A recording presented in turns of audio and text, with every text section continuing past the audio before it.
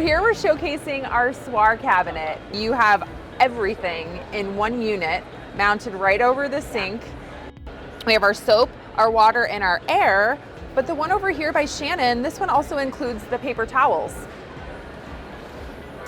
So here we're showcasing our multi-feed inside of the SWAR cabinet. So we're gonna have one tank that is going to house all of the soap for both this cabinet and that cabinet.